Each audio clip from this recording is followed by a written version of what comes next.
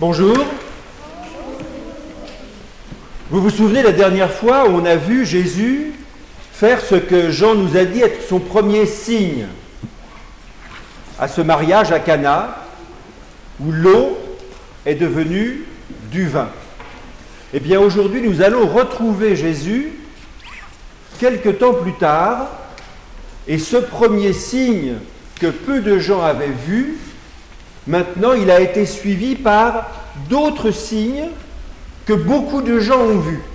Jésus a commencé à guérir des malades, à chasser des démons.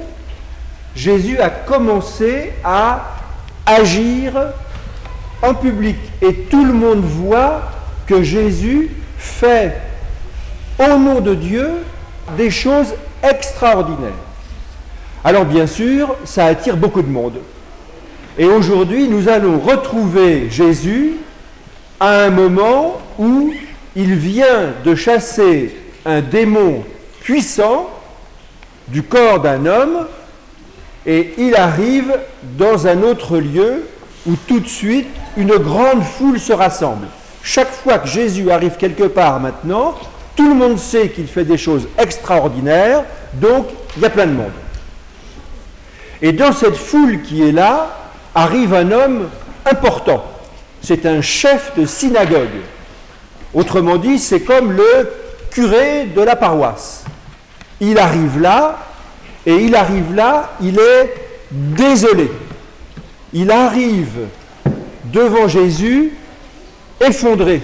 Il se jette aux pieds de Jésus et il lui dit « Ma petite fille est en train de mourir. Mais viens, impose-lui les mains pour qu'elle soit guérie et qu'elle vive. » Donc cet homme a confiance que si Jésus vient, il va réussir là où tout le reste a échoué.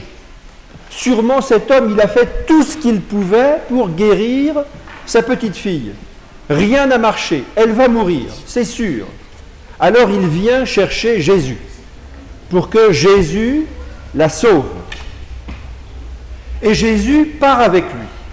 Jésus ne pose pas d'autres questions, il part avec cet homme pour aller chez lui, pour sauver sa fille. Et toute la foule part avec Jésus. Tout le monde est là, ça se bouscule, il y a tellement de monde que ça se bouscule.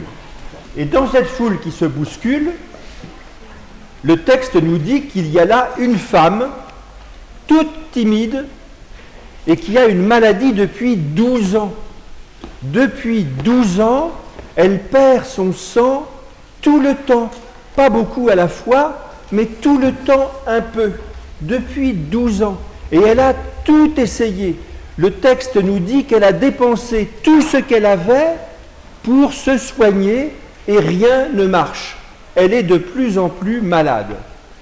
Et le texte nous dit que cette femme qui est au milieu de la foule, qui bouscule tout le monde dans tous les sens, se dit « Si seulement j'arrive à toucher rien que son manteau, je serai guérie. » Et en effet, le texte nous montre cette femme qui arrive derrière Jésus, au milieu de la foule comme elle peut, et qui touche son manteau. Et aussitôt, elle sent qu'elle est guérie. Elle sent que ça s'arrête. Elle sent, nous dit le texte, qu'il s'est passé quelque chose dans son corps. Alors elle s'arrête, on ne sait pas quoi dire. Elle sent qu'il se passe quelque chose et elle ne comprend pas ce que c'est. Mais le texte nous montre aussi Jésus. Et Jésus aussi s'arrête. Jésus s'arrête parce qu'il sent qu'une force est sortie de lui.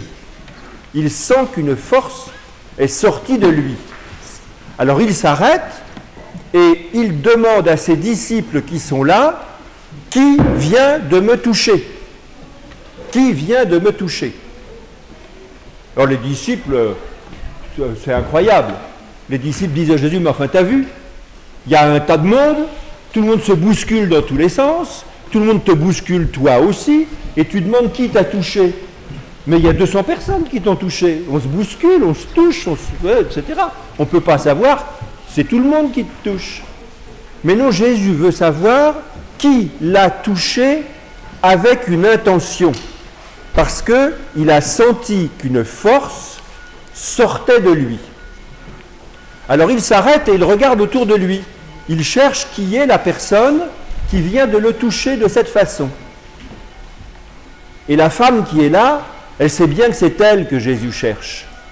Et elle est un peu embêtée parce que qu'est-ce qu'il va lui dire? Il va lui faire un reproche, qu'est-ce qu'il va lui dire? Mais de toute façon, elle vient quand même. Et elle lui dit, c'est moi. C'est moi parce que je suis malade depuis 12 ans, j'étais dans cet état-là, je savais que si j'arrivais à toucher rien que ton manteau, je serais guéri, et je sens bien que je suis guéri. Et Jésus lui dit une chose très simple. Femme, ta foi t'a sauvée. Pas mon manteau, pas autre chose. Ta foi t'a sauvée. Va et sois guéri. Va et sois guéri. Ta foi t'a sauvé. C'est pas mon manteau t'a guéri. C'est ta foi t'a sauvé. Alors évidemment, pendant ce temps-là, pendant que tout ça se passe, on ne va plus chez cet homme important, M. Jaïr, qui attend patiemment que Jésus reprenne son chemin pour aller sauver sa fille qui, elle, est en train de mourir. Et on se remet en marche. Mais Jésus décide qu'il va y aller avec moins de monde. Donc il laisse la foule là où elle est, et il part avec seulement les parents et ses disciples. Et il arrive chez Jaïr. Et chez Jaïr, c'est le bazar. C'est le bazar parce que la petite fille vient de mourir, qu'il y a là plein de monde, des gens qui pleurent, qui crient, qui se lamentent, qui se déchirent leurs vêtements, qui ceci, qui cela. Bref, c'est un tumulte épouvantable. Alors Jésus commence par mettre tout le monde dehors. Tout le monde dehors. Et le texte nous dit, il prend le père et la mère, et il prend 3 disciples, Pierre, Jacques et Jean. Et le texte nous décrit ce qui se passe. Jésus a renvoyé tout le monde. Il reste avec 5 personnes, le père et la mère et 3 disciples. Et Marc nous dit, ils pénétrèrent là où était la petite fille. On ne nous dit pas qu'ils entrent dans sa chambre, ou ils pénètrent là où est la petite fille. La petite fille, elle est morte. Et quand Jaïr arrive dans sa maison, les gens lui disent, ta fille est morte. C'est plus la peine de déranger tout le monde, ta fille est morte et Jésus n'y pourra rien.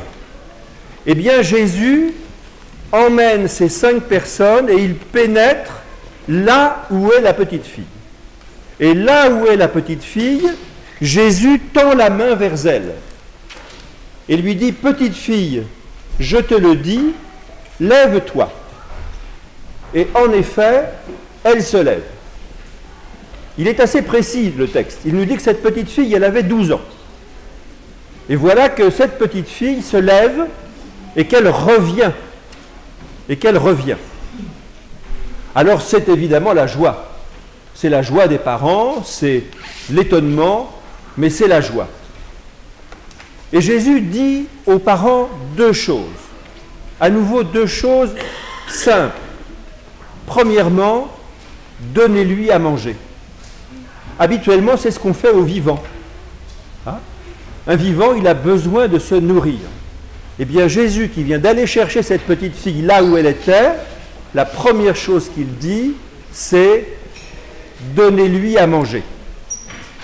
Et ensuite, il donne une consigne aux 5 personnes qui étaient avec lui.